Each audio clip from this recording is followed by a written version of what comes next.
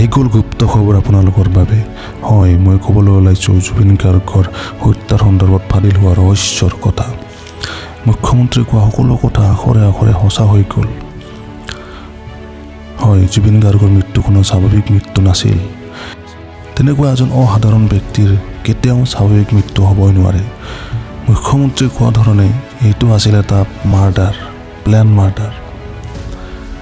এই মাৰ্ডাৰ আন মানুহে কৰা নাছিল, ঘৰৰ মানুহেই কৰিছিল। সকলোৱে তোক মৰম দিছিল, হেঁপাহেৰে হাতখন চুই চাইছিল, ভৰিখন চুই চাইছিল, ডিঙিত সাৱটি ধৰিছিল, কিন্তু ডিঙি চেপি ধৰা নাছিল আৰু ডিঙি চেপি ধৰিবলৈ চেষ্টাও কৰা নাছিল। কিন্তু ঘৰৰ মানুহে হাতে ভৰি ধৰিলে আৰু বন্ধুৱে বিষ খুৱালে আৰু এজনে আঁতৰৰ পৰা সকলোখিনি পৰিচালনা কৰি আছিল। বহু বছৰৰ পৰাই তালমান চাই আছিল, কিন্তু প্ৰতিবাৰে বিফল হৈ পৰিছিল, কাৰণ তেওঁৰ পুৰণি বন্ধুখিনি বাধা হৈ পৰিছিল। পুৰণি বন্ধুখিনিৰ বাবে প্ৰতিটো প্লেন বিফল হৈ পৰিছিল। সেইবাবেই পুৰণি বন্ধুখিনিক প্ৰথমে আঁতৰাব চেষ্টা কৰিছিল। যাক যেনেকৈ পাৰে আঁতৰাইছিল, ঘৰৰ মানুহৰ দ্বাৰা আঁতৰাইছিল, ৰাজনীতি কৰি আঁতৰাইছিল, মুঠৰ ওপৰত তাড়াতাড়ি যেনেকৈ পাৰে তেনেকৈ আঁতৰাইছিল। এই মৃত্যুত ঘৰৰ মানুহৰ বহুত অৱদান আছে।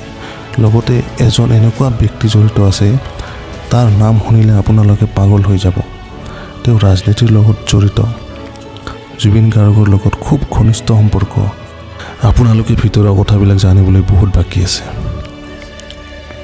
এজন এজনকৈ চাৰিওজনৰ নাম ল'ম পৰৱৰ্তী ভিডিঅ'ত, যিকেইজনে জুবিন গাৰ্গক নিগমে হত্যা কৰিছিল, আৰু এই কথা সকলোৱে জানিব। পৰৱৰ্তী ভিডিঅ'ত আপোনালোকে গম পাব সেই চাৰিগৰাকী ব্যক্তিৰ নাম। আপোনালোকে ছেকেণ্ড পাৰ্টটো চাবলৈ হৈছে আমাৰ চেনেলটো ছাবস্ক্ৰাইব কৰক।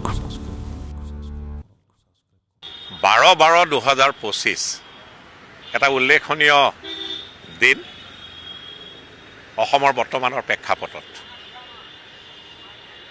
প্ৰতিজন অসমীয়া, প্ৰতিজন অসমত বসবাস কৰা থলুৱা জাতি জনগোষ্ঠীয় লোক, প্ৰতিজন ভাৰতীয় নাগৰিকৰ দৃষ্টি নিবদ্ধ হৈ আছে এই 12/12/25 তাৰিখটোৰ ওপৰত।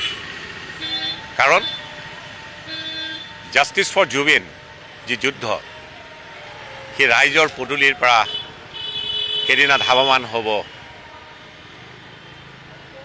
আদালতৰ পদূলিমুখে। কাৰণ সেইদিনাখন অসমৰ মুখ্যমন্ত্ৰী, যি অসমৰ গৃহমন্ত্ৰীও, আৰু তেখেতে সম্পূৰ্ণ এখতিয়াৰৰ